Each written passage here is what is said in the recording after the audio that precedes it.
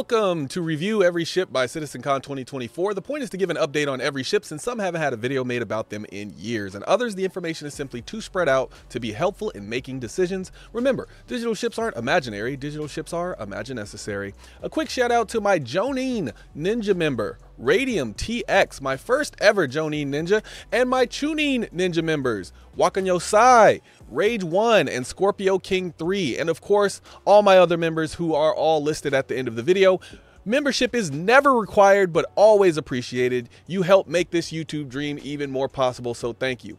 Every month, we do a giveaway to give back to this wonderful community. This month's giveaway prize is yet to be determined, but to enter, subscribe to the channel, like or dislike a video from this month, and leave a comment on a video from this month. For the full giveaway details, make sure you visit our Billionaire Ninjas Discord or our social media at Ninjas Leap. Today, we continue with the Asperia manufacturer. We have reached the Asperia Prowler, and it has 0 variants, unfortunately. For the price, the Prowler as of 3.23.1a is $440 standalone, 410 Warbond, and was $380 at concept. In-game cost is about $18.8 million, and the in-game 3-day rental price is unknown. The ship is sold in limited sales. This ship cannot be rented in-game as of 3.23.1a. Named after the UPE military designation, the Prowler is a modernized version of the infamous Tavaran armored personnel carrier. Asperia's astro engineers were given unmitigated access to study original versions of the ship recently discovered in the Cabal system to help meticulously reconstruct the vehicle. Now, the Prowler is the perfect fusion of two cultures, the elegance and effectiveness of the Tavaran war machine combined with the reliability of modern human technology. A Prowler? Prowler? Not your Prowler. Hey. Hey. True to stare. For measurements, the Prowler has a length of 34 meters, beam of 32, height of 15, and it is a size 3 medium ship. It has a minimum crew of 1, and its maximum crew is 2. It can carry 0 SCU. The claim time for the Prowler is about 23 minutes, expedited is about 8 minutes, and the expedited fee is about 10,000 credits as of 3.23.1a.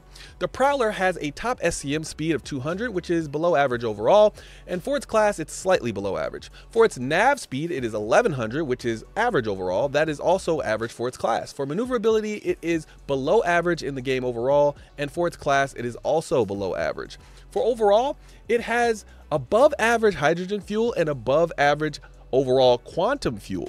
But for its class, it has below average hydrogen capacity and average quantum capacity. For weapons, the Prowler comes stock with 2 size 5 deadbolt 5 ballistic cannons, a remote size 3 turret with light strike 3 laser cannons, no manned turrets, and no missiles or missile racks. For ship parts, the Prowler has 2 medium radars, 1 medium computer, 1 medium power plant, 2 medium coolers, 2 medium shield generators, 2 medium fuel intakes, 2 medium fuel tanks, a medium quantum drive, a medium jump module, and 1 medium quantum fuel tank. The hull HP for the Prowler is 79,900, which is way above average overall. For its medium class, it is also way above average as well, reaching the 3rd best in its class. The shields on the Prowler are 2 Sukaron shields, military grade C. These are bubble type shields. The HP is 12,000 total and regen rate is 536 HP per second. For quantum stats, the Prowler uses the Nova Stealth Grade C quantum drive. It takes about 4.5 minutes to go 20 gigameters and maxes out its range at about 134 gigameters. The quantum capability on this one is solar, which means you will be able to make 1 round trip from one end of the system to the other end, but you will need to refuel after. For special features and amenities, this is a dedicated dropship. It doesn't come with really any amenities, but it does have 16 jump station harnesses, 16 weapon racks, 8 air shield side doors, a ramp, a side ladder, and about 1,850 micro SCU of stowage to carry a lot of odds and ends. This ship doesn't have any other real amenities, but it does have these special Xi'an landing gear that doesn't require it to touch the ground and can land on uneven surfaces. Lastly, it has a special one-way cockpit armor where you can see out, but enemies can't see inside. My preferred loadout is surprisingly almost stock. Keep the stock weapons, keep the stock shields, swap the stock power plant for the JS300, swap the stock coolers for the snowpack, and swap the stock quantum drive for a XL1. There are some missing gameplay elements that make this loadout work. When more complete component gameplay comes online, this loadout will change, more specifically when stealth gameplay is in the game. Now it's time to rate this ship. A rating I rate from 1 to 10. My 1 is only by if you have a unique reason that is specific to you or because you like the looks of the ship. My 10 is basically if you have the money, the ship is almost guaranteed to be useful to you in the game. A 1 doesn't mean the ship is useless or ugly, and a 10 doesn't mean the ship is perfect. Just remember, this is just our rating. Please give us yours in the comments down below, because we read them and take them seriously. However, every once in a while, we have to bounce a hater or two for our mental health. My rating for this ship overall is a 5. Let's start with what I like about the ship. If looks could kill, this ship would be an assassin level threat. Let's even say a Thanos level threat. In my opinion, it's the best looking ship in the game, both inside and out, and I give it a single point bump for that alone. Second, it's more useful than people give it credit for. It has 2 size 5 ballistic cannons stock, and the pilot can control the size 3 laser cannons, meaning this thing can get it done in a fight, along with being way more tough and harder to hit than other ships in its size group. So it's a drop ship and a competent bounty killer ship, I would say all the way up to VHRTs if you're a good pilot. A third use, which I think will come later when stealth is online, is stealth recon ability. This thing has 40% reduction of all signatures, and we have no idea how much more stealthy it will get when it has stealth parts when that gameplay is online. Meaning, someone who owns this could have it completely empty and take it close to enemy territory without having to worry about being spotted, but also it can hold its own if it gets caught. What are the issues? The main 4 issues of this are price, and did I mention the price? Even at concept, this ship was overpriced at $380. I compare this to the Redeemer, which I think the Redeemer is clearly a better ship, and the Redeemer only costs $330. Even with an alien tax, this ship should be no more than 350 store credit and 320 war bond. Now, you could also compare this to something like what I will compare it to later, the Valkyrie, which is $65 cheaper, and then you might start to see why they went with $440. But when I start talking about the Valkyrie, you'll see why maybe these ships should probably switch places as far as the value. $440 is a price that is quite literally hurting this ship. I mean, I know so many people who are literally waiting in the wings to purchase this ship, but can't justify it because it's such a niche ship. CIG make literally any kind of variant to this ship and they will sell like clean water in the desert. But I have a feeling CIG might be aware of this already. They're just taking too long to take advantage of it. People are buying other ships in the meantime.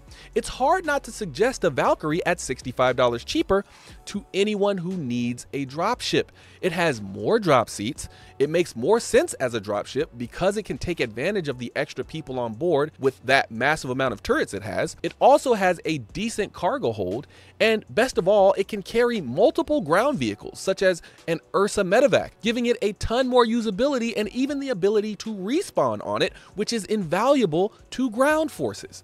The only situation I would prefer to have the Prowler is if I knew I was going to need a ton of dogfighting, either on the way to or away from the drop-off point, because it has those size 5 weapons and it does have almost double the hull HP that the Valkyrie has. But I'm not certain that that will stay the same once all the balancing is done for all the drop ships. We'll have to wait and see, but right now the Valkyrie is just the better deal. So how would I fix this ship? Drop the price. No matter what I say here, that price absolutely has to come down, or you'll have to add a ton of functionality to justify it, which would include all of the following. You miss one of these things and I still think it might be a little overpriced. I would upgrade that size 3 turret to a quad turret, which would give this 6 total guns, remove 4 drop seats and add a bunk bed and bathroom, add 8 size 2 missiles, double the internal micro SCU storage, and lastly, increase the maneuverability to top of its class maneuverability. Those changes would allow this to multi-role as a nimble gunship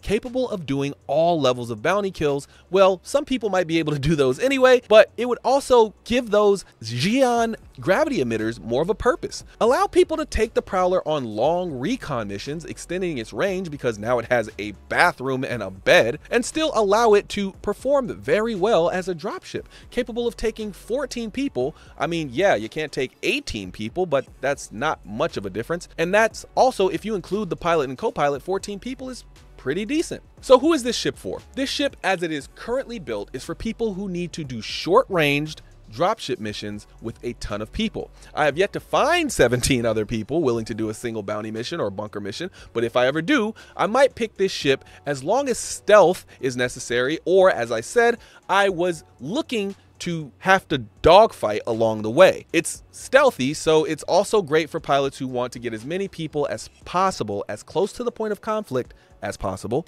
when ground vehicles aren't an option. So why is it a 5? I could spell this one out pretty easily if we started at 1. It got a point for its looks, which brought it to a 2. This is the only ship I would ever do that with because I do believe it's the best looking ship in the game, and I think that is worth a point only in that status. Then it has a legitimate second role, which is bounty kills, I guess you could say patrols, that sort of thing. So that brought it to a 3. Then it has a unique purpose that no other ship can fill, which is stealth dropship. And I included that with the fact that it has the air shields that you can shoot out, but they can't shoot in. That type of mechanic is also really cool and really unique, and that brought it to a 4. Its excellent hull HP gives it about half a point to get it to a 4.5, and lastly, its massive signature reduction, which in the future will be even better with stealth parts, that pushed it up another half a point, but just barely, and it's right on the edge of being a 5. So terrible balancing could drop it down to a 4. However, I think CIG knows better. I imagine using this ship as intended, a stealthy way to get ground troops as close to a bunker, base, or a cave without setting off any anti-air weapons, or maybe there's some anti-air animals that are coming, but only where ground vehicles are not an option, such as there's mines or something like that. So for example, there might be anti-vehicle landmines, but not necessarily anti-personnel landmines. I'm not sure if those will be in the game, but I can imagine that being a thing considering how many ships are military focused. I can also imagine, even before we get landmines, a bunch of defense forces with railguns that keep me from using a C2, for instance, to drop off a bunch of land vehicles. However, I think that will be a very rare instance where we have either the landmines or a bunch of defense forces with railguns, so it would also double as dropping off a ton of people at bunkers and bases as a people transporter, in place of something like the Genesis Starliner, until the type of gameplay that comes with the Genesis Starliner specifically comes online. At least for people who hate falling down every time the ship moves, or being relegated to having to lay down on the ground like they're being painted by Leonardo DiCaprio on the Titanic. I know you're here for our rating, but if you really want a ship, go buy it. We won't stop you. Or even better, all ships can be earned in-game once the game releases, and some you can purchase in-game right now. These are just our ratings, but when you spend, it's your money. My opinion? The Prowler is a buy for the looks ship. I don't think it will get any of the changes I suggested, but I don't think it will get a variant. Or I do think it will get a variant. I would wait for that. I would actually wait for that variant. Only one type of person should purchase this ship. Someone who is heavily invested in ground force and military gameplay within Star Citizen, where stealth is a requirement. For everyone else, it's an earn in-game ship until we get that variant. Pretty please, CIG, pretty please. All right, that is it for this one. Thanks for spending your time with us. I'll see you in the next one. Peace, and shout out to the members.